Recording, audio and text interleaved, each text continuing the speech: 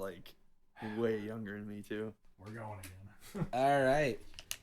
We don't don't need yeah. no first take anyway, motherfucker. The magic for bullshitting a cold Motherfucker. open is gone, so We don't need no first take anyways. Who needs that bullshit anyway? We're magic anyways. yeah. I updated Steve's computer with my mind. I'm a technopath. You're a The autosave was on, but since we were in the middle of recording, I don't think it did any autosaving. So Boo earns. yeah. So Were you saying boo or boo earns? I was saying boo earns. so thanks to Apple, we have to redo this again. So if the introduction sounds kind of stilted and stiff, that's because we. That's because I have a boner. Well, you always have a boner. When Let you're me doing take care this. of that for you, Dave.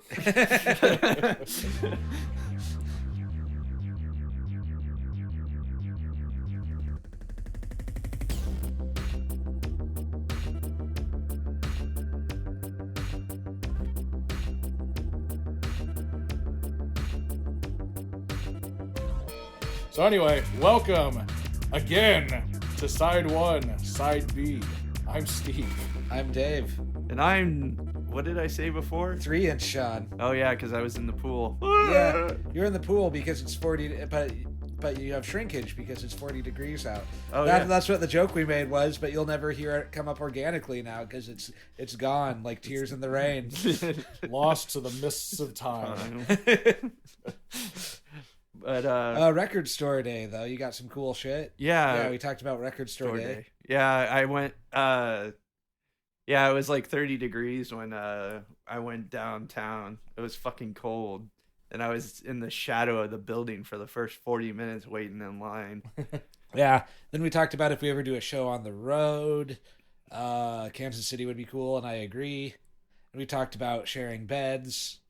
And I said I would be Big Spoonie, Yeah. and we could do double Dutch rudders. Yeah. And I said that me and Dave could make Sean into a Sean sandwich. Yeah. But then we started talking about the logistics of sleeping in a room with Sean's CPAP machine. And it's like, what if we get 2 rooms, one with 2 beds and one with 1 bed? Anywho, Sean, it's your turn to bring a record today. What did you bring? I brought in Alice Cooper, Love It to Death. Nice. Yeah. Alice Cooper. For whatever reason, I only got into the greatest hits, so I don't know all the albums. I remember on the greatest hits albums, I think I liked the 70s stuff more than the 80s stuff. Which is fair, because it's the more which I think a lot of the greatest hits though kind of skip the later 70s stuff, because even like if you like you said you're say what you're familiar with there, Steven, while you're drinking your Gatorade. Your Haterade for your computer updating. I first started kind of getting into Alice Cooper probably around like 2006, 2007. I remember I got Welcome to My Nightmare. And I got a funny story about that I actually forgot to tell the first time around. So, Providence. So I guess it worked out in the end for at least this one anecdote. But at the time I was a security guard, and my job was to just sit in my car outside power plant substations and make sure like meth addicts don't steal the copper. And Which they did while you just sat there and let them go. well, I wasn't a very good security guard because a lot of times I would just sleep. In fact, there was a time where I would just I would go to work and then I would just sleep my 6 to 8 hours in the car while at work, and then I'd just go home and do whatever I wanted to like the rest of the day. Pretty good deal, although you probably weren't paid very well for it. No, I think it was only like $10 an hour, which was a lot to me at the time because federal minimum wage is still like what, 5 something an hour or like 7 something an hour. Yeah. But anyway, one time I put on Welcome to My Nightmare, and I kind of half fell asleep. I don't think I was like completely asleep, but I remember it got to the track Steven. And I just remember being woken up with him just going, Steven. Well, no, it's like his mother's calling. Yeah. Steven. And that scared the fucking shit out of me at the time. So yeah. Welcome to My Nightmare, probably my favorite by him. I've listened to Goes to Hell quite a bit too, and $1 Billion Babies. I've got like a greatest hits on vinyl, so I'm familiar with a lot of his hits. But yeah, I kind of fell out of collecting like Alice Cooper stuff for whatever reason. I mean, I guess I listened to Black Sabbath, and that kind of took up my shock rock void, I guess. Oh, another story that I told before the update was my mom was really into Alice Cooper, and I guess when she left for the Navy, my grandma had a ceremonial burning of her Alice Cooper records in the backyard. I wonder which one she had. When did she leave for the Navy? It would have been 80, like 79, 80 or something. Oh, so she had like the 70s. Wow, she might have had some good ones. Well, wait a minute. She was born in 61, so I guess it would have been a little later than that. It probably would have been more like 84, 85. Probably like the classic like 70s era stuff. Yeah. But my grandma was like very Christian, so of course she was completely appalled by Alice Cooper, even though Alice Cooper is a Christian. Yeah. Yeah. One of my favorite stories, like you were talking about, it's kind of stupid about the burning albums and shit like that. Yeah. And one of my favorite stories about like the whole like when John Lennon said that the Beatles were bigger than Jesus. And they had like Beatle burnings. The radio station that started the Beatles burnings actually burnt down. That's like one of my favorite stories, because it's like, oh, the irony. It's like, fuck you. This reminds me of H Bomber Guy's Woke Brands videos where everybody was like burning their Nike shoes, and then they statistically went out and rebought all their Nike shoes again. Like, my favorite one was the guy that was in the country band that like tore it off of his socks, and he did like an awful job of it. Well, if you think about it, the people that burnt the Beatles albums had to buy them first. So Yeah. they got their money already. Yeah. And it obviously didn't affect them in the slightest, since they're still like, and the most famous rock band, probably. And probably they did go and buy the albums again, like after their parents were like, you have to go burn your albums. And they're like, Mom, I don't want to burn my albums. You know, really different context to us, like, kids that grew up in the 90s, because we used to burn albums all the time, but... After downloading them off of Napster, and all the songs would be labeled wrong. Do you want to listen to Sex and Candy by Nirvana? Oh, it's my favorite. I always liked Hunger by Megadeth and Metallica, that collaboration. The funny thing, too, is like you would download Sex and Candy by Nirvana, and it would play My Own Worst Enemy by Lit. That's such a terrible song. Anyways. Sex and Candy by Marcy Playground is all right, though. No, Yeah, that's a good yeah. song. I'm Yeah, saying. oh, yeah, my Lit is, yeah. Yeah. I did bitch a little bit about how Alice Cooper, like, votes Republican and plays golf, but I'll say this, like, he doesn't really talk that much about politics, except to say, like, don't get your politics from me. So it's not really that big of a deal. Yeah. It's not like Ted Nugent, where, like, you go to a Ted Nugent concert and you might as well be at a Trump rally, or like a Aaron Lewis from Stain concert where it's a fucking Trump rally. Or even worse, Kid Rock. Who can't even sell tickets to his fucking festival that he's trying to do. Well, that's couldn't have happened to a better guy. Well, it's kind of fun. It's kind of funny because Teresa, we were looking at something and a Ted Nugent album came up, and I'm like, see, I can't even listen to it now because he retroactively fucked up any enjoyment I would have got out of his music. I never really liked his music, but maybe I'm being hipster trash. Yeah, I mean, I liked his first album was really good. That's what I'm saying. Like, I liked Stranglehold, and Stranglehold's a great song, and but I can't listen to it now. Right? Yeah. Because my dad was the same way.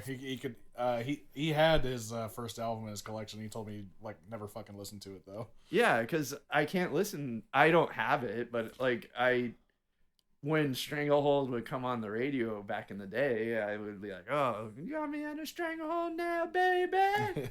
You know, I'd be jamming on it. But But now it's like, now I fuck can't. him. There's Yeah. so many better songs to listen to anyway, so fuck Yeah. him. Yeah, I listen to completely unproblematic artist instead, the Smiths. Oh yeah. Yeah. Morrissey's never said anything awful. Well, that's the thing. Yeah. Is like you don't. I don't think that it really matters. Sometimes No. you can separate the art from the artist. Sometimes you can, sometimes you can't. It really And depends so, on, In yeah. I Alice think Cooper's there's- case, you definitely You can. Yeah. Yeah, like I went to go see him in August, and he said nothing political in the whole. He wouldn't either. No. Yeah, and the whole show was theatrical. It was fucking awesome. He still has it. He's the same age as Ozzy was when Ozzy passed, and he even did. He even closed the show out playing "Paranoid" Which I think is really cool. That's really cool. as a Yeah. tribute to Ozzy. So it was an awesome show. No, like, my position on Alice Cooper is that, like, I like him. I just find it baffling that that he's a Republican. I mean, Well, yeah. like I can deal with libertarians, like actual principled libertarians. So when I find out like a musician's like a libertarian, it's like, well, I get it. Yeah. Like anti-authoritarian, like I can get down with that. But that he has like a lot of overlapping politics with the people who burned his albums back in the day is weird. Yeah, or Yeah. like when he called Sarah Palin a breath of fresh air, I was like, Yeah. what? Well, it's funny because like he separates himself from. He calls that. He's kind of like if you talk to. You ever seen Stephen King give a talk? Yeah. He always says like that's the guy on the stage. Yeah. Like Stephen King will say that's the guy that. Yeah. That's a different guy that makes up those stories, and Yeah. this guy in the interview is a completely different guy, and Alice Cooper says I'm a really nice guy. See, there's nothing wrong with me. That's a different guy on stage. That's just the artist, you know. Yeah. That's the art. Honestly, I think Slayer being like into Rush Limbaugh and being super Catholic is weirder. They have a fucking song called Ditto Head, which Yeah. is named after what Rush Limbaugh called his fans. He called them Ditto Heads, I think. Yeah, he did. And I just think that's really fucking lame. It's really funny. And like Not in a Kerry good way. King, surprisingly, of all the people, Kerry King seems to have decent takes on politics, but Tom Araya is fucking crazy. And it's like, yeah, I don't get how he's able to be like, I'm a staunch Catholic, and then he goes on stage every night and sings actual blasphemous lyrics. It's not like it's not like Black Sabbath where it's like beware of the devil. It's totally like, oh, we worship the devil. Yeah. And I know it's fiction. Like, Raining I get that, blood. but it makes no sense to me. Yeah. Anyway, my favorite really theatrical, shocking metal stage show, Gwar. Oh yeah. I think it's funny that Trump supporters sent death threats to Gwar after they did the. Trump dummy Yeah. decapitation. I'm like, they probably framed those letters. They don't give a fuck. Gwar is so cartoony though. Like, Yeah. Yeah, imagine sending death threats to Gwar and thinking that's gonna fucking do anything. it's like sending a death threat to Bugs Bunny. I like how that AI picture that Trump shared of him being Jesus has Odorous in the top, basically. Like that, Yeah. that Yeah. figure looked just like him. I'm like, what the fuck is that? That's AI art trying to draw an angel and accidentally drawing a Baphomet.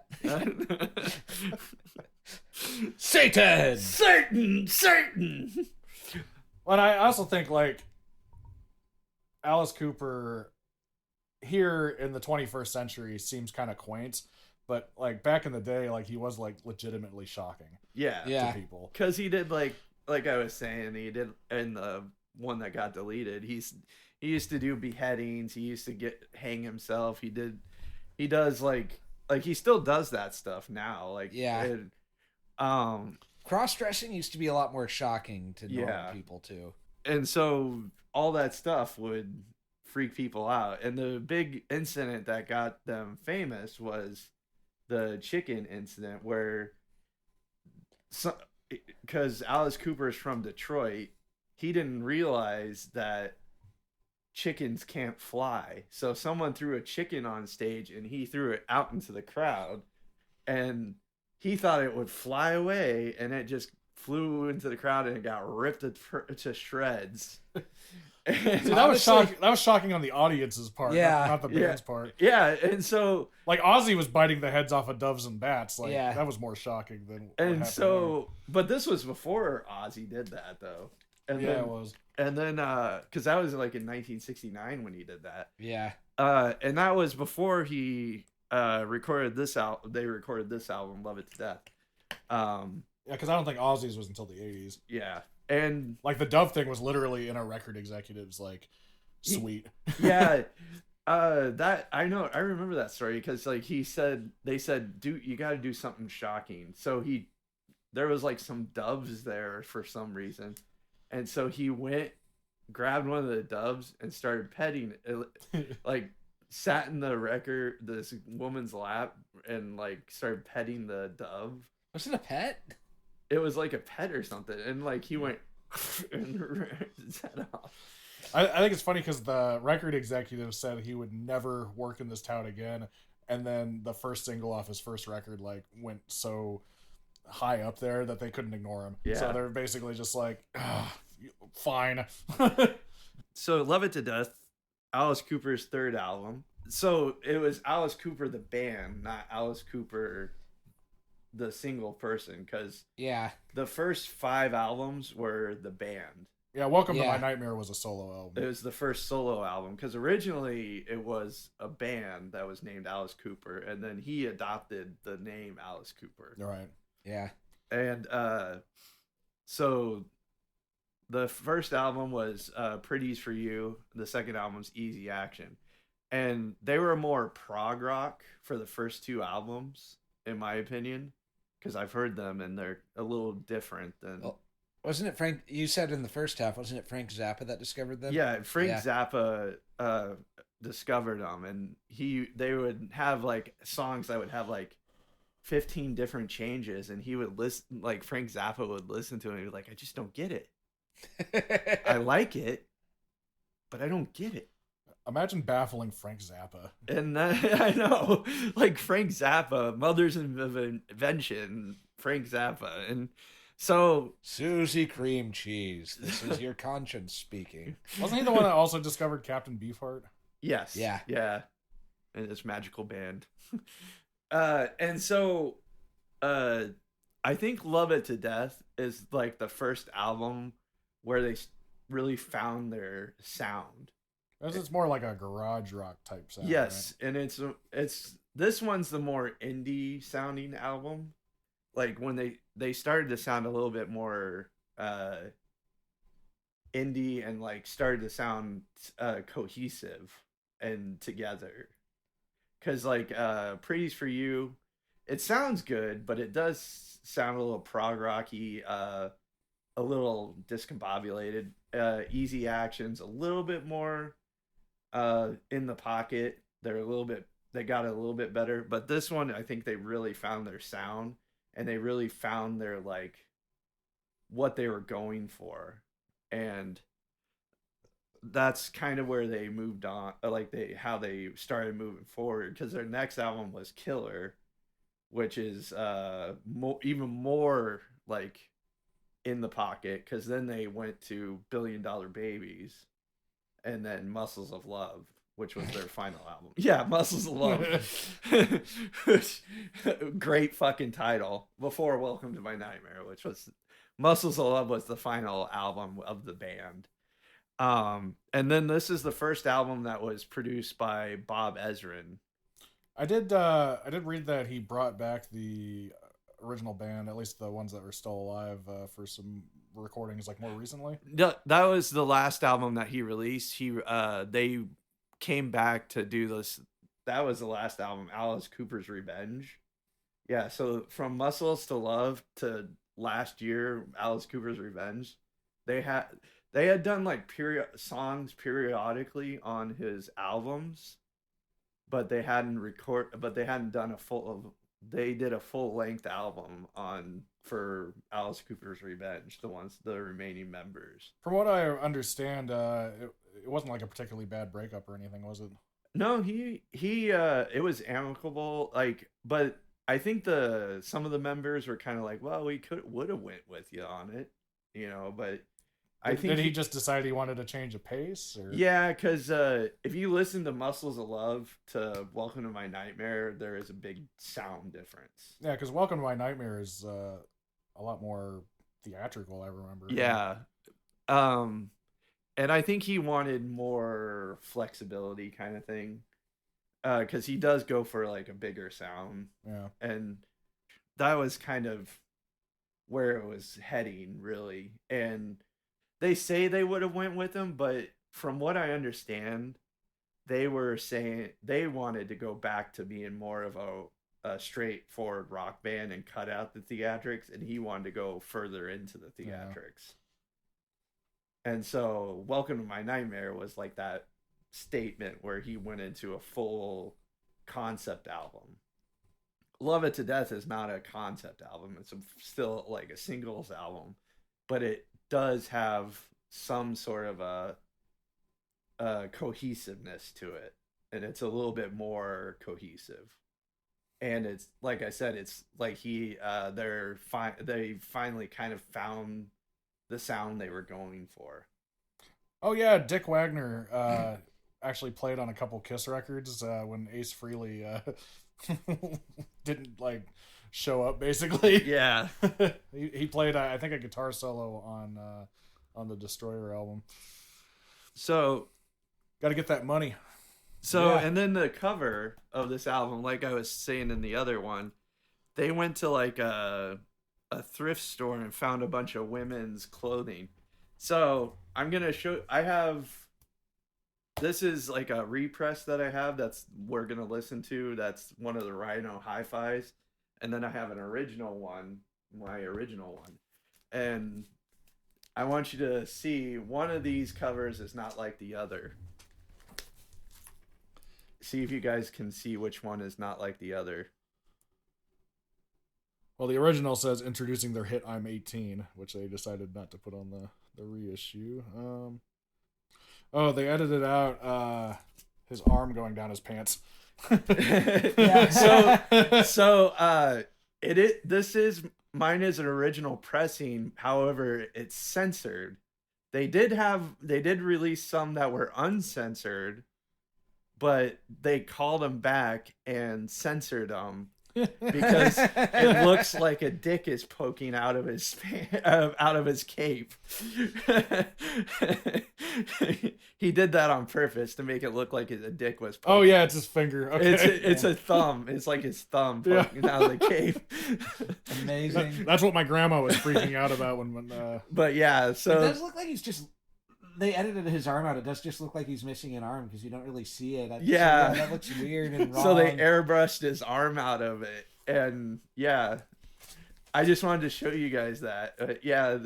I thought it was funny because the record company didn't notice it when they put it out. And then people started complaining that his dick was hanging out on the cover. And then they recalled it and were like, pulling it back. Yeah, that doesn't look normal. It looks uncanny without. Yeah. So describe the cover for us. So the front cover is a band photo. Alice Cooper and one of the guys in the background kind of look like they're cross-dressing a bit. The rest of them just look like hippies. Yeah. Maybe they got women's clothes at the thrift store, but it's hard to tell in the really dark black and white photo. Yeah. But like you can definitely tell Alice and the guy in the back are wearing women's clothes. Right, yeah. Shocking. Sean, how dare you subject us to this? Then if you look on the back, it's a band photo where the guitarists are both holding... Oh, all three of them are holding... three of them are holding instruments.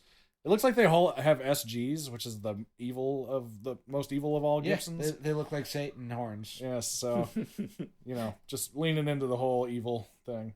Sonically, why would you go with a SG over a Les Paul, Steve? Take it away. You're the expert on Gibsons. Well, a Les Paul has a thicker sound, it also weighs a whole fucking lot. Yeah. So yeah, an SG, I think it just has a thinner tone, more or less. It's kind of surprising to me that they're all using an SG, because you're not really going to get any variation of tones. I think if you listen to it though, they don't sound like they're all using SGs during the recording. Yeah, you're probably right about that. Yeah. One of them has a Bigsby on it, or I think both of them have a Bigsby on it. It looks like the bass player also has an SG. Yeah, that's an EB. Yeah, think. EB. The SG looking bass. It's funny because it is a gatefold too. Originally, the SG was supposed to be an iteration of the Les Paul, and then Les Paul didn't like it, so he ended up going back to the original design. They're like, all right, well, this is the SG now. Yeah, I know. Actually, I don't think he ever approved it.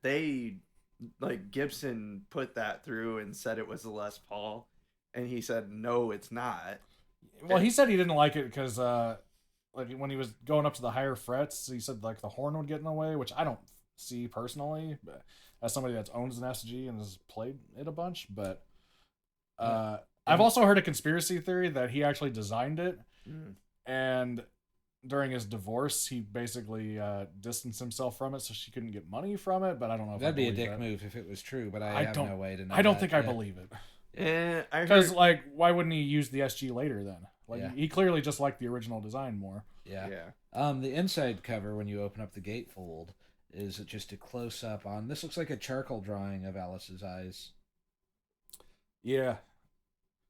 Or is it a photo that they've? I think it's a photo. The hair looks realistic. Yeah, but the pupils on the eyes look like a charcoal drawing. Like, I can see how that much mascara in a photo like this could look like a charcoal drawing, but the pupils on the eyes look like, yeah. Oh, and then the rest of the band are reflected back in the pupils. Yeah. Maybe it's a photo where they did some details in on charcoal. Could be. Yeah, or maybe they're closed eyes and you drew that picture on. That would take hours to draw on makeup. Maybe he closed his eyes and then they did a charcoal drawing on the photo with the closed eyes. Maybe. Yeah.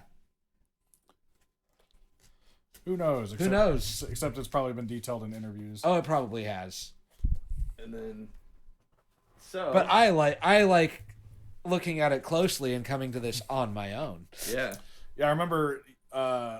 This isn't like a podcast where we document every detail. Oh yeah. This is a podcast where we react to the music and give our opinions on it. So if we get something wrong, feel free to correct us in the comments, and then we'll make fun of you in our group chat. Because it's engagement. Engage with us, bitches. Got a detail wrong about Love Vigilantes on the New Order episode that I caught later when I was thinking about it more, because I was just wrong in the moment. And I want you to comment on it and tell me what I got wrong and why I got wrong and why I'm a fake fan. You've also clearly never listened to The Clash. Clearly. No one's commented on the New Order yet that I know of, but I just know I got it wrong, and I decided I could have asked Steve to edit it out, and I decided fuck it. The lineup of Alice Cooper at this point, when it was a band and not a dude, are Alice Cooper. Wow. It is funny that he that it was a band, but it was also a stage name. Yeah. But yeah, Alice Cooper on lead vocals and harmonica, Glenn Buxton on lead guitar, Michael Bruce on rhythm guitar, keyboards, and backing vocals, Dennis Dunaway on backing vocals and bass, and Neil Smith on drums and backing vocals. Then extra additional musician Bob Ezrin, keyboards on Caught in a Dream, Long Way to Go, Hallowed Be My Name, Second Coming, and Ballad of Dwight Fry, credited as Toronto Bob Ezrin. Album was produced by Jack Richardson and Bob Ezrin. Bob Ezrin, also a big producer for Kiss, which is Sean's favorite band. So. Yes. Yeah. Bob Ezrin, I think he produced several of their albums after this. I think he did. I know he did $1 Billion Babies. Billion.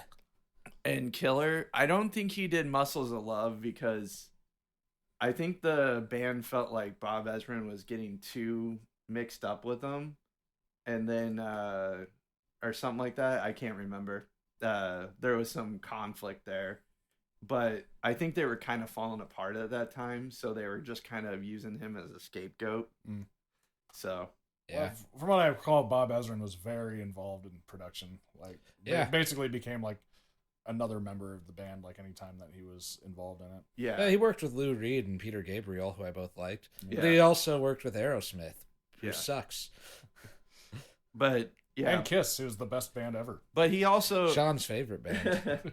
but he did produce the last album that the Alice Cooper's Revenge. He produced that one too. I didn't know he was still alive. Yeah, he's still alive. So Good on you, Bob. good on You you. produced a lot of my favorite albums. So first, Bab.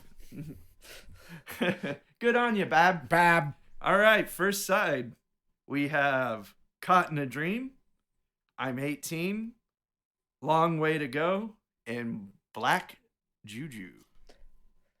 Nice. How old was he when he made this? He was definitely older than 18. Oh yeah, He was like 25, maybe. yeah. He was probably in his 20s. He was this was came out in 70, so he's the same age as the members of Black Sabbath. Oh, okay. How old are the members of Black Sabbath, Steve? They're all in their late 70s now. Well, What's Ozzy's birthday, Steve? he was the same age as Ozzy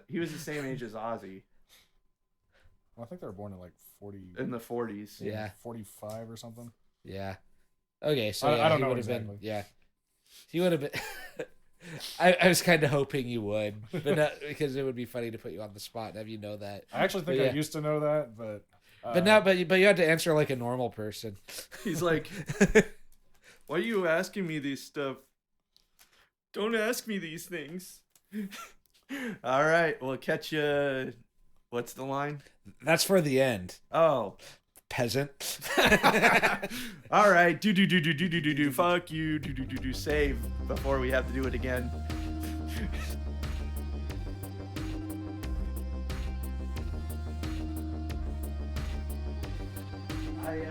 yeah, they edited it out so it made him look like he was amputated. It doesn't look like it's amputated, though. It looks like there's just nothing there. And we are back, and we have a guest. Hi. It's Pete. Thanks to the computer deciding to update it and erase everything that we originally said, he got here just in time for us to start side one. So, welcome. Yes. Welcome, Pete. Yes, This is my original pressing that has it edited out, so it's the censored version, but it's still original vinyl. But Okay. that one is a repress that I got. People in the 70s saw the cover and went, "That's a penis." Yeah. Well, I think Mark from Guttermouth a lot of times would do that trick on stage. Do that. Yeah. Some people think that's what Jim Morrison did, since you were mentioning the Doors earlier. yeah. When in Miami. But yeah, overall thoughts on the side. There are parts I really liked, and then parts that are like, this isn't working. But for the most part, I thought it was a pretty good side of music. Yeah. I thought a lot of the songs up until the last one were like pretty typical of the era, but I think Black Juju was probably my favorite on this side. We'll get into it more later, but that was both my most and least favorite on the side. Yeah, I can agree with that sentiment. Yeah. Yeah, I like Black Juju is probably my favorite on the side too, because I love the It went through so many different eras of psychedelia. yeah It was like 5 songs, 3 of them were great. yeah, but I like the changes, and I like the way it flows though. So, but we'll get into it We'll get more, into but it it later. didn't sound like a 9-minute song to me. yeah. No. Which is always my testament of whether a song, like a long song, deserves to be a long song.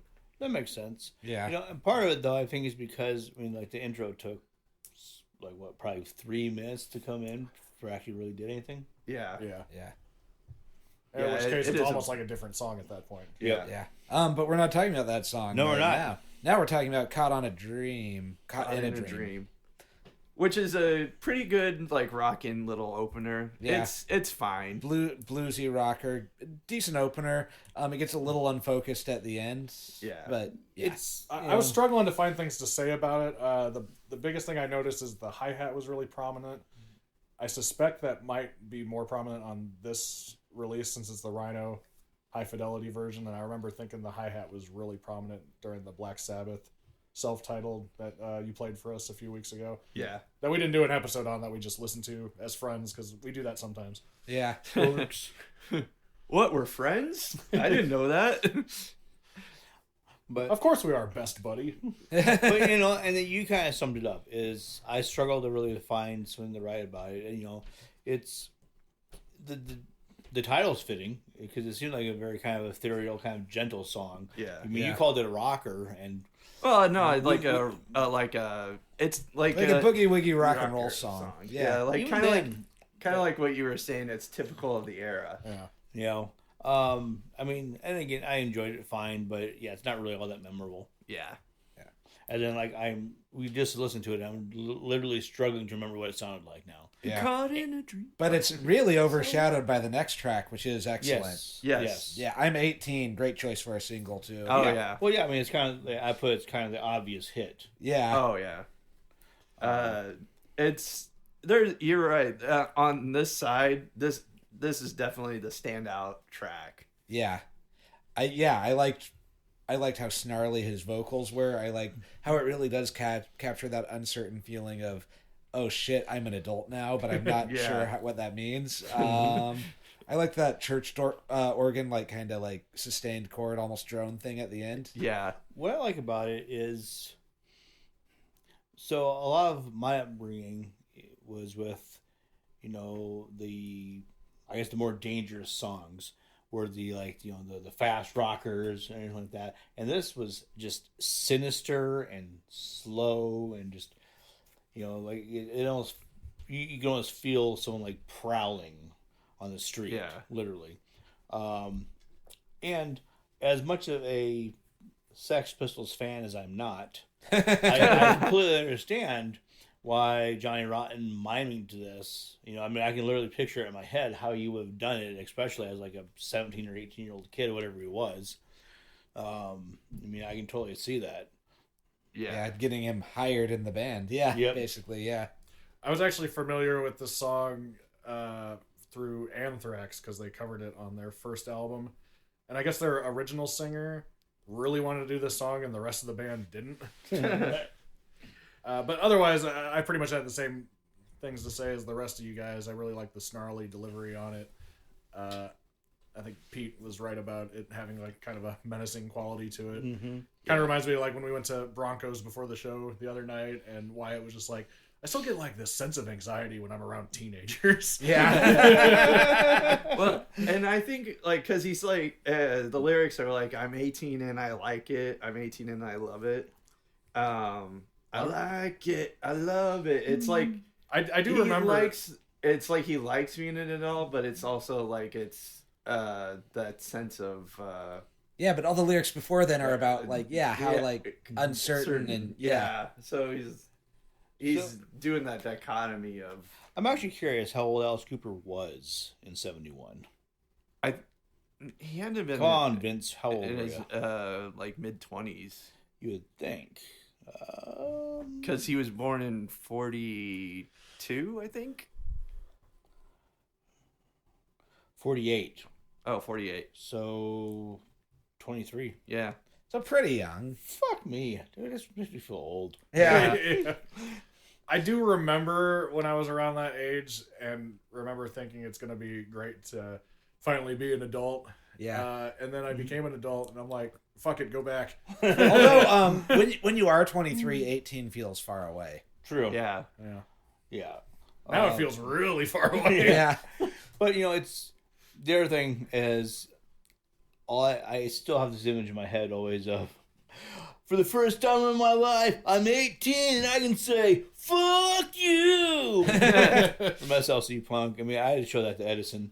It's like, just trust me. When you're 18, you're going to feel that way too. When you're 18, you're going to like it. Love it. Of course, I didn't really, truly feel like an adult until I was in my 30s, but...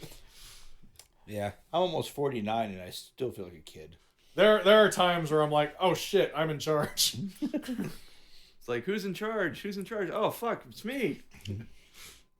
I'm like middle management now, so... Yeah. Long way to go. This was my favorite song all the way through on this side. This one is like a high energy. Yep. It's a boogie. Yeah. Yeah. Yeah, it really picked up the energy. I really liked the sound of the guitar during like the lead break and the outro. And the part where the speakers sound blown out, I thought was kind of cool, actually. I like the growl Yeah. on the bass and like the little runs the bass player was doing. I'll say this about the bass overall. On all the tracks, I thought the bass player was a standout. Oh, yeah. Yeah. It's Glenn Buxton, Yeah. right? Yeah. He's a really good bass player. This MVP. This reminded me of like the faster songs on the Beatles records where they had just discovered weed and weren't into like the psychedelic hallucinogenic drugs yet. Yeah. This sounded like it could be like a faster song off of like Rubber Soul or something like that. Yeah. But, and the other thing that I really thought about this is, man, it's just too bad the 80s Alice Cooper couldn't sound like this. Yeah, that was another thing I wrote in my notes is I like Alice Cooper the band better than Alice Cooper the solo artist. Like for this song. Yeah. And I having listened to some of it, some of his later output, I do like some of his later output too. Love It to Death has become one of my favorite albums. But like some of his later output is actually not as bad as people make it out to be. I'm not as on board with his 80s stuff. Yeah. I mean, I remember when I first got the soundtrack to Wayne's World, I really liked Feed My Frankenstein. We talked about that earlier. Now it's pretty fucking embarrassing. Well, Are you hungry but not for pizza? But you want to hear something funny though? I think that I love it in like cause it's cheesy like that. I love the cheese on it though. The cheesy pizza. Yeah. But I don't want pizza. See, you can like Alice Cooper for being cheesy, but if I like Kiss for being cheesy, fuck me. Yes. Yes. Fuck you. Bob Ezrin worked with Bob. You're You in know what- Sean's house. You know that's what it works. you know what the difference is? Alice Cooper was once good. Kiss has always sucked. Nah. Nah. Alice Cooper and Kiss were both much better in the 70s. Agree to disagree. Anyways, just we'll get in a fist fight later. All right, Pete. we gotta keep going because we have a long way to go. Ew. We have a long way to the top if we want to rock and roll. Anyway, Thankfully, I only want a boogie. yeah, Black Juju. There were a few times where I was like, oh fuck, this is my new favorite, and then it kept going, and there was a change. It was like, oh, they're out of ideas, but then it would change back into something cool, and yeah, this one was interesting. Like I was never bored during it, but there were times where I was like, this is unfocused. Yeah. Yeah. I mean, I loved how it really creeped in. It had a real sinister feel to it. The main section was like I said when we were talking, is very derivative of the Doors. Yeah. I thought, and then, like I said, the unfocused part where it just like drug on and on and on. It was like the middle section of 1984. I just couldn't get took me for fucking ever to get through it. But then it came back strong. Yeah. I just love I do like the part where you like, because I've said that to myself, like, bodies need rest. 'Cause I just thought that, like, when you're sleeping and you don't want to get up, you're like, bodies need rest. I've heard Alice Cooper say that to me. I think I differ from the rest in saying that there weren't really any parts of this that I disliked. No, I agree with you. This is my favorite song on this side. Yeah, same. It kind of reminds me of like a suite almost. Like it was almost like 3 to 5 different songs. I like how three of the 5 were good, and 2 were boring. I like the conga intro and how like all the other instruments like faded in. So it started out with the congas, then it was the like the drums, then like an organ came in, and then like all the instruments kind of came in at a certain point, and it became like a psychedelic, like almost Pink Floyd song, like kind of Syd Barrett or like early Gilmore era Pink Floyd, like before metal basically. But then like the song proper started, and we all started saying it sounded like The Doors. And then after that part got over, it got like really minimalist. It was just like percussion and vocals for a while. Like the vocals were almost like a whisper, and then the instruments built back in. And then eventually there was just this lead guitar that had this really like sick tone to it that I really liked. I don't know. Overall, I like the whole thing. There wasn't anything. Well, I like when the bass player is going dun dun dun dun dun dun dun dun dun dun dun. Yeah. And you were saying like Primus right Yep. there. Yeah. Then there's a part where with the organ and the bass that sounded like Perubu. But also, I can't believe you don't like Frank Zappa if you like this song. You know what? The last time I listened to Frank Zappa was when I was really young, and like everything was like, it's gotta be grunge or nothing, man. So maybe I need to give Frank Zappa another chance. So I have Joe's Garage on vinyl. It's too late. He's dead. he's dead. Fuck. You'll have to get into Dweezil. Okay. How long ago did he die? Christ, Ah. early 90s? Early 97. 90s, wasn't it? Oh Yeah. shit. I'm way behind. Just as a guess. I don't know. I was just joking. You don't have to look it up. I remember like there's an interview with Frank Zappa from like the late 80s, early 90s, where he says that the United States is a Christian fundamentalist theocracy, and the like it was like on like a serious panel show where it's like a bunch of like serious seen that, editorial like pundits are like, no, we're not, and it's like, ha, fuck you, he was right. And then he totally told him how it was. Yeah. Yeah. I saw that. Yeah, it Yeah. was great. I liked when he was testifying in front of Congress, and they were really upset about Van Halen's "Hot for Teacher," and they're like, "Don't you think that video is inappropriate?" And he's like, "No." Would you care to elaborate? No. Well, D. Snyder also went in front of, and he like totally out-talked them and stuff. Yeah. It was great. They pretty much all did. Yeah. Well, and I think it was during Zappa's segment, like even Al Gore was just like, "I'm a big fan." Yeah. Well, That Al Gore kind of acted like, I don't want to be here. Yeah. This is my bitch wife's thing. Yeah. I mean, that whole thing started was because Tipper heard "Darling Nikki" by Prince and Yep. freaked out. Which is funny. Well, now he divorced the bitch, so Yeah. you know, he's like, got rid of the fucking baggage there. I hate that they made a big deal about that and made an entire generation like think Republicans were a better option. But yeah, anyway. So yeah, Black Juju was great, in my opinion. It was 3/5 of a great song. Yeah. I think it justified its length. I didn't get bored. Like I, I said, didn't think it's it just- sounded like it was 9 minutes. What's that? long. There's parts of it. That's Yeah. what she said. But yeah, overall, like a pretty solid side of music. Just, and like I'm 18 and long way to go. Perfect songs. Yeah. So side 2. Is it my body? That'd But be without a slight- question mark, so it's, is it my body? Yeah. Yeah. Is it my body? I shall delete the question mark. All right. Yeah. Hallowed be thy name. My name. My name. Your name. Yeah. Second coming. Only second? Yeah. I was on my third. Ballad of Dwight Fry. I don't have a joke for this one. And Sunrise. Finishing Rise. out the Come album. on, Dave. Well, there's the third coming. Is Yeah. Sunrise. There you go. I got it for you. So, All right, catch you on the flips. No, that's the That's end. us at the end. Yes, damn it. Fuck you.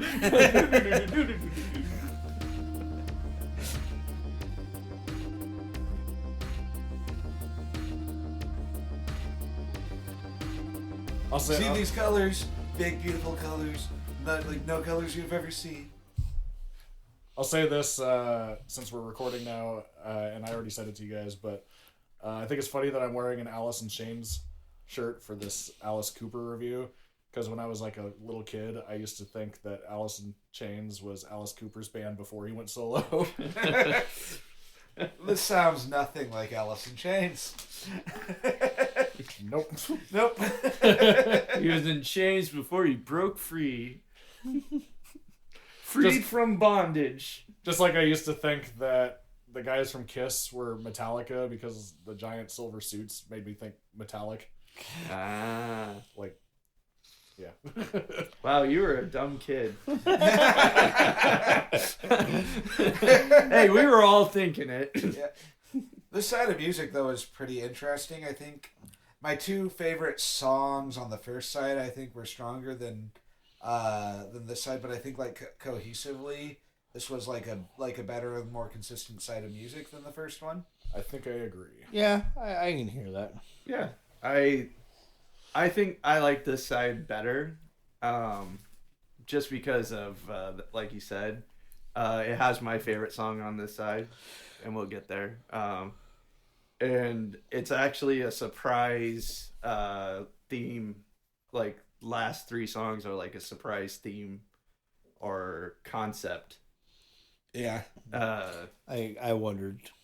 Like all of a sudden, like the last three songs are all of a sudden a concept album. Surprise concept album, Oh. bitch! But yeah, I agree with Dave. Overall, I like this side like a little bit more. Like personally, I thought Black Juju is still my favorite on the album overall. That's where we diverge. But yes.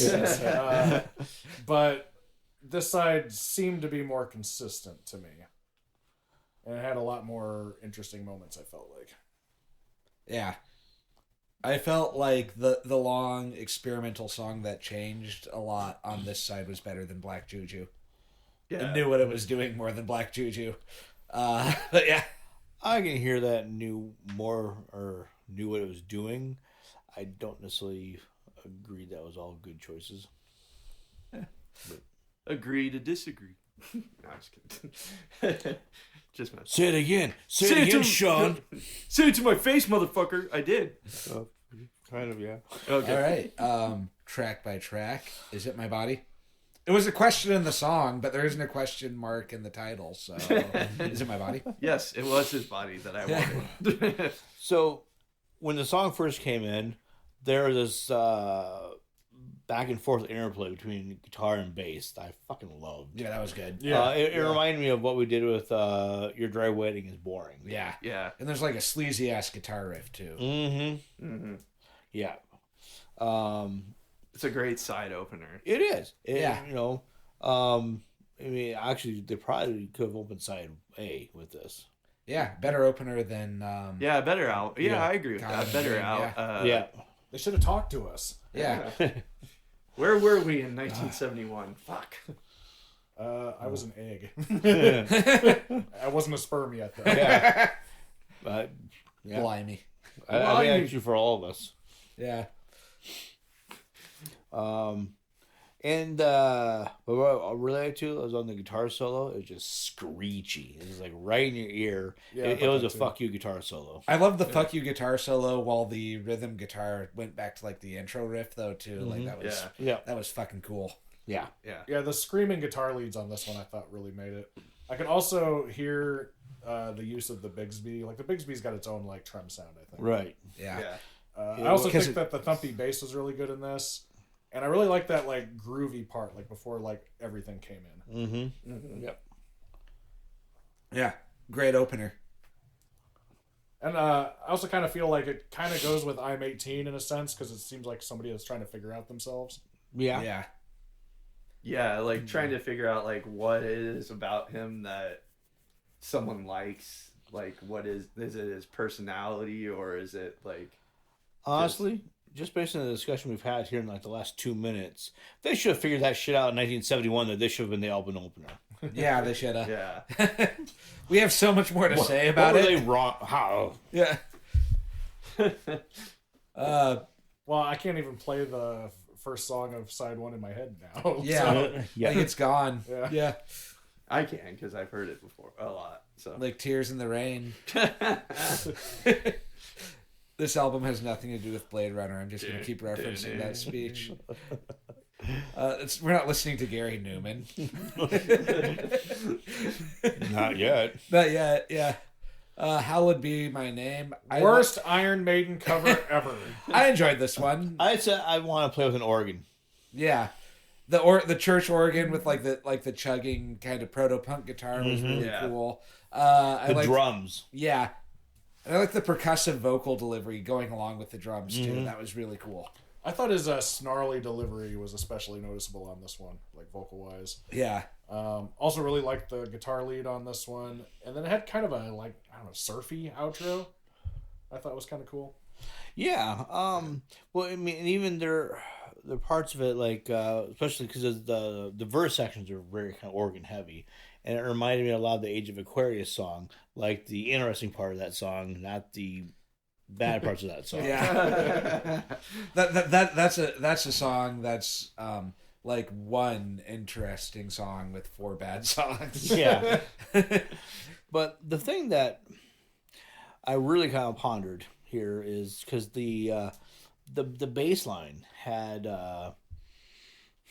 it wasn't really, I don't know if I'd call it groovy, but it had like kind of like this restless energy to it. It kind of reminded me of the bass line for like the verse sections of Paradise City. But I wonder what kind of drugs the bass player was really into right when he like wrote that bass line, because it just reminded me of like a tweaker grinding their teeth.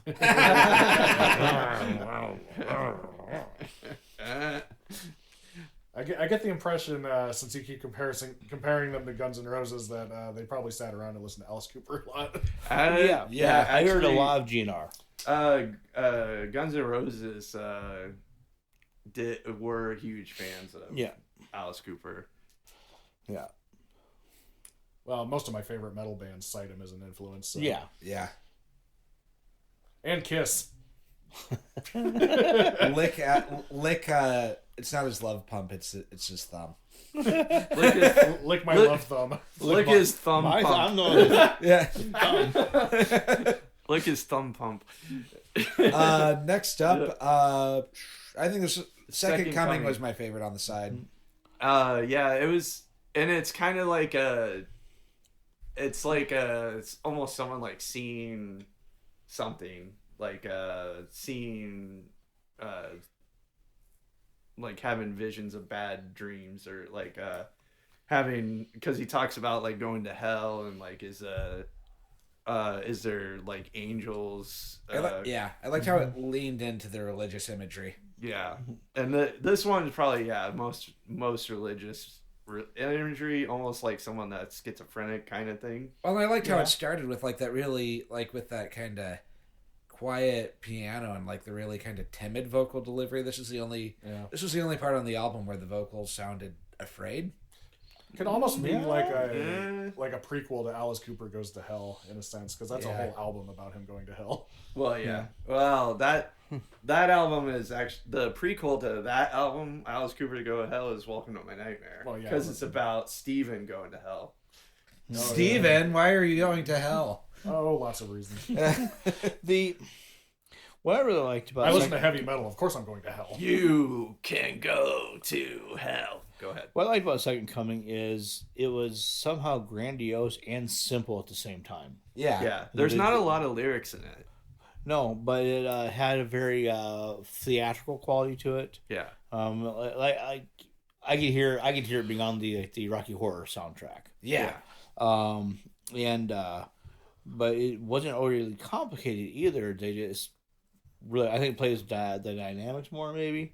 What I'm not sure about is the snare drum, the marching snare that they ended it with, and just like I don't know if that was a good or bad choice. I think it I ended up liked it. paying off because I liked it with the guitar and then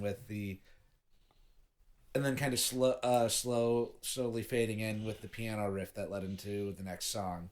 Right. Yeah. I thought that was like a really cool way to connect the two songs together. But maybe they went to it too early because that was a really, really long marching snare.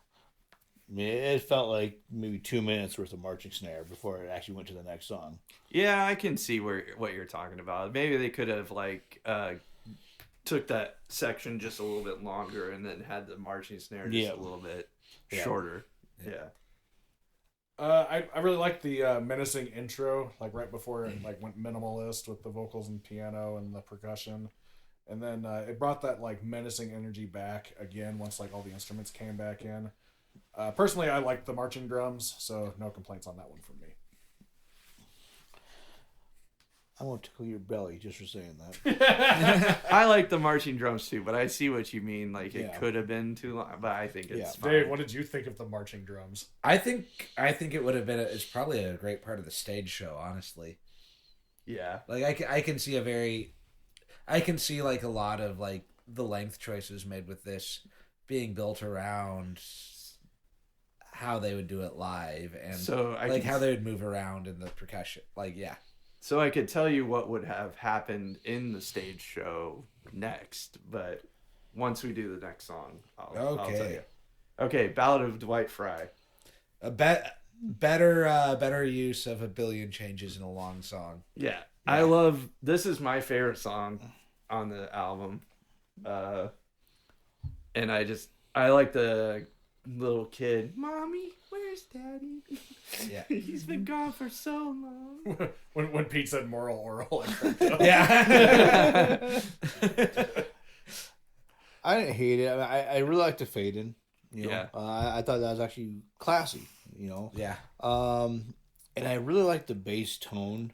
I disagree. I think that it sounds to me like the D string is a little bit sharp, and it's jarring to me. And that's it's very distracting. But the actual tone of the bass, I thought was fucking fantastic. It reminded me like Motown. Yeah. I love the acoustic guitar and like Lou Reed singing early in the song too. That part really reminded me of Velvet Underground. Well, the reason I say that is because of what the song's about, like the detuned guitar, like the little sharpness and because the song's about him he's in a mental hospital, so being a little bit out of tune is kind of fitting for the song, and I know I didn't even pick up on it. So. Oh, you didn't? Yeah, even after Pete brought it up, I listened to it and I didn't notice. So. Oh well, but so he's like talking about like being in the mental hospital and stuff, and then like that's why he's like, see my lonely life implode and stuff, like explode and all that. Later in the song, it had like this like really creepy keyboard part, and then some like, I don't know if they were strings or what it was, but just a really like weird sounding instrument. It sounded like a bowed instrument of some sort. Yeah, or maybe he's doing bow on guitar. Yeah, just it really could have been. Creepy. I think it might have been like bow on guitar, like slowed down with the tape a little bit. Yeah, that can maybe do it. It's very jarring in a way that I liked. Yeah. Kind of like how I liked on the first side, like the blown out speaker sounding thing that they did. It just It was just something different that they brought in that I thought fit. No, but my problem with it, I guess overall, is that like the chorus is fine, but wasn't anything really that special, and they'd go off these little tangents and then come back in with the chorus, and that kind of felt repetitive to me. I did like the explosion, and like the kind of like the breakdown with that too. I thought it was a pretty good song, and this Second Coming, if it was like the reason probably why it would have been longer is because this is before he would have changed into the straitjacket, and he would have done this song in a straitjacket, Okay, so he needed time to get into the straight Straight jacket. Jacket. And You know, then get time, get back there backstage, take a drink, do a couple lines, get the straight jacket on. and get the Straight Jacket on, and then after this song, he would either get hung or get decapitated. Yep. So yeah, and then probably for the next song, Sunrise. if we're all done with Yes. Yep. Sunrise, would probably be like his resurrection song. I did say it sounded like Christian rock. Yes, there you go. I thought that song sounded like the 60s and 70s clashing together. Because Dave mentioned it sounded like a 60s like Christian rock song, but like production and delivery wise, I thought it sounded like the 70s. So it sounded like two worlds clashing to me. I hated it. I don't know what to say about it, and I'm okay with feeling that way. That's fine. I like it because I think it's kind of jaunty. Oh, I did like how the guitar like almost like at that solo point like was really like holding the notes down, and the tone of it almost sounded like a horn of some kind. yeah. And I liked how the vocal harmonies just layered at the end. I thought that was pretty cool. Yeah. I don't mind. I like it. I like a jaunty song every once in a while. And But yeah, it did distractedly sound like something people who are trying to recruit you into their hippie Christian sex cult would be listening to. Like, have you ever seen Sex cult? Yeah. That's not until later. Yeah. Which is probably why they did it, because they're like, oh, Yeah. you want to join our sex call? Yeah. Sunrise. Whoa! Yeah. By the way, check the description on the details on how to join our sex cult. Yeah. Have you ever seen the movie Mandy? Yeah, well, it's pretty much a sausage fest right now. Mandy, no, I haven't seen that. This doesn't sound exactly like. This doesn't sound like this song. Oh, Mandy by what's his face? Nicolas Cage is in it. Oh, Dave. Now that Pete's here, we can make a Sean and Pete sandwich together. You know what? In a hotel room. Yeah, you know what? We'll do a bonus episode where we watch Mandy because it has a kick-ass soundtrack. okay. But yeah, I overall I think it's a great album. And it's like I said, it's their third album, and it was their album where they started to sound more like Alice Cooper and like getting their sound together. Like Killer, the next album is more of a cohesive, like, this is what Alice Cooper sounds like. What's the big hit on Killer? Let me So I'm not really familiar with this album, but I'd probably feel based on the hit. Dead Babies or Under My Wheels. No, I don't really know either of those. Okay. This one, a lot of the songs on this one did remind me of like the later, like School's Out, $1 Billion Babies era. Didn't remind me a whole lot of like his solo stuff at all, though. Right. Like, his solo stuff sounded very like 70s heavy metal. Yeah. 70s, 80s. Metal. Oh yeah, Killer, and then School's Out is after Killer. Okay. So School's Out was when they got their really big hit. Right. But actually, the funny thing is, I don't think School's Out is as strong of an album as Killer. My corny ass listened to School's Out on my last day of high school when I was leaving the parking lot. Do you listen to it when you leave work? No. I should though, every single time. Yeah. But You probably get sick of it every day. I should get like a Bluetooth speaker and just blast it in the hallway as I'm leaving. and then you gotta get those shoes with the fucking wheels in the back. So Those are loud. Those are fucking loud inside. I saw that somebody's doing a Kickstarter for like a new boombox, like 80s style like boombox. I should get one of those and just blast that while walking through the hallway. Say Anything style. Yeah, overall I thought this was a pretty strong album. Like I enjoyed it. It reminded me of Frank Zappa a lot of the time. Well, it was his label that put it out. So. Yeah. But Warner Brothers picked it up and distributed it. So This was the last one that Frank Zappa's label did, though, which was what I forgot what it was called. But it was also Straight. it was also a little less. It was less up its own ass than Zappa can be. Oh, too. yeah. So, yeah. And maybe that's what I don't like about Zappa. Is he's very much up his own ass. He likes to smell his farts way too much. Yeah, so this was the last one on Straight, and then after that they were just on Warner Brothers. And I don't have Pretty For You or Easy Action. I've been looking for copies, but they're kind of, because they're so like people don't really like those two, so they're kind of hard to find. But yeah. Yeah, overall, I do enjoy this. It didn't like really blow me away like say Welcome to My Nightmare did the first time I heard it. But as far as like, you know, a good like early 70s rock album, I really enjoyed it. Yeah, so I thought it was good. I would probably give this one an A. I'd give it like a B plus. About a B. Yeah. See, I will say, the first time I heard this one, it didn't blow me away either. But then as I listened to it more, my opinion of it rose. It was a grower for me. I did notice that there were a lot of little interesting moments, like in like say the guitar playing, that I didn't know how to like note in my notes. But like each song, I noticed that he sometimes takes an unconventional approach to his guitar playing.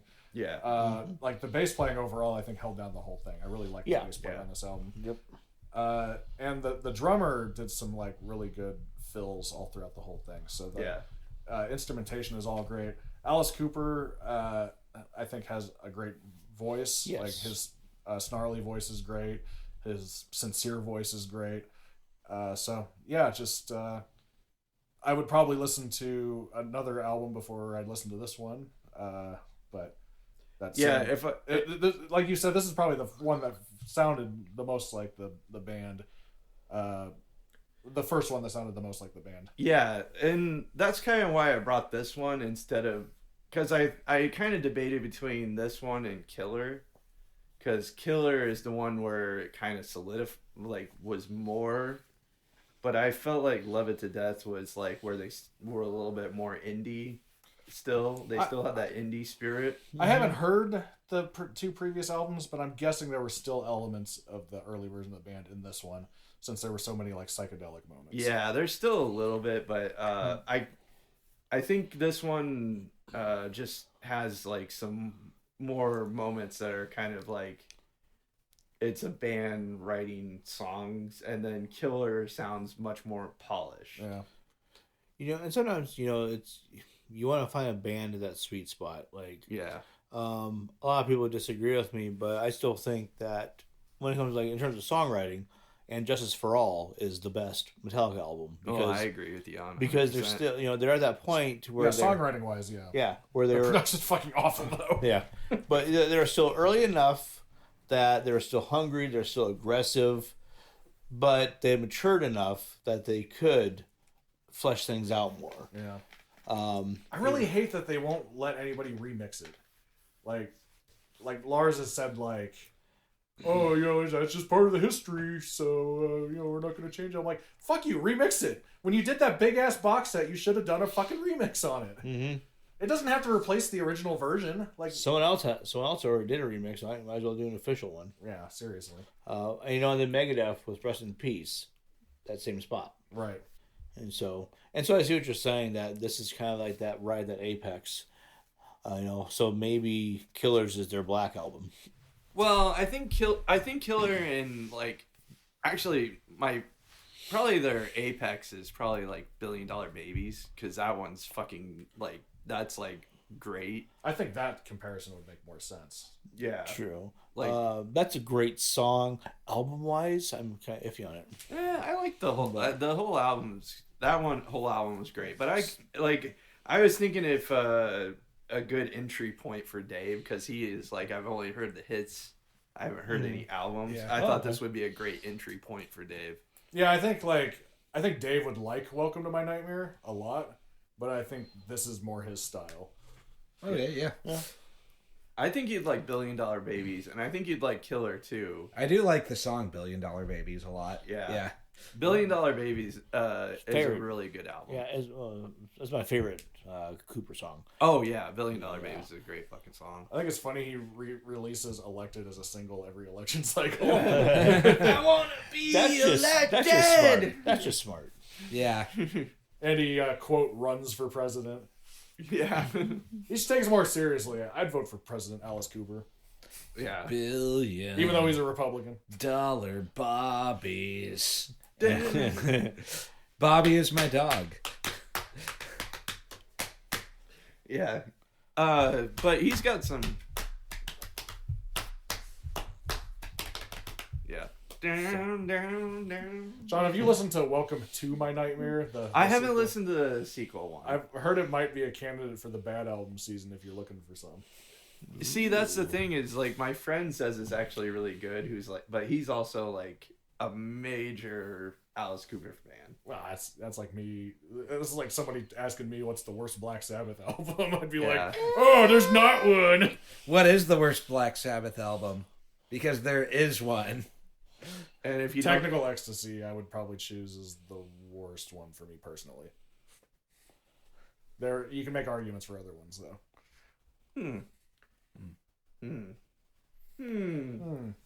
What would Clayton say? Clayton would say Forbidden, I think.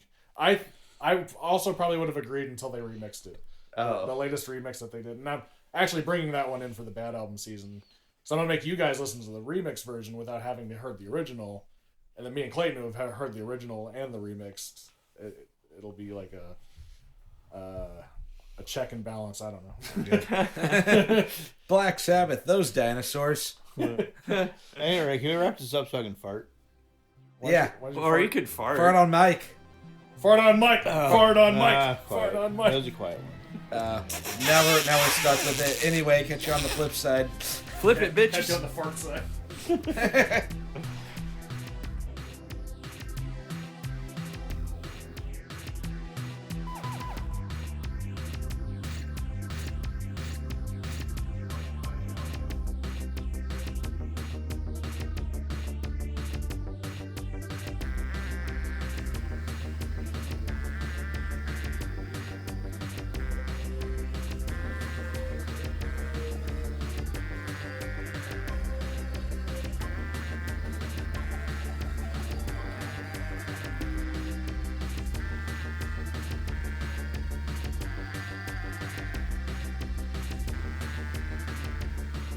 Side 1, Side B is a Floof Goof Studios production.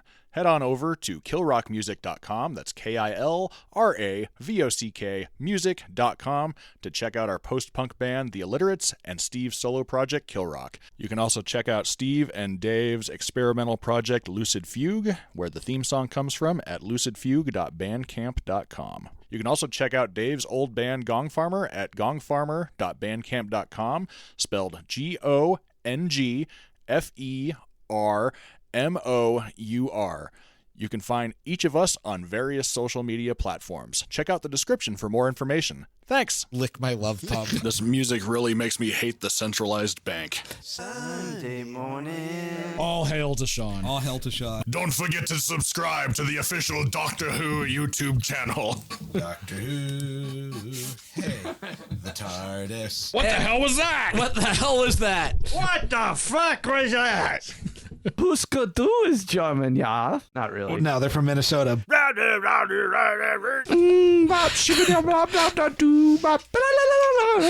XU. How does it feel? This ain't your papa's Black Sabbath. We ain't dinosaurs now. Somebody once told me the world is gonna roll me. I ain't the sharpest tool in the shed. You knew right away. Got hit by the Lights. Yeah. Rev up like a douche. Where the fuck is the beefy bag? Sir, you're just a lieutenant. Shut up. I got a wolf penis. Oh yeah. And it's dragging me down. Satan! Satan!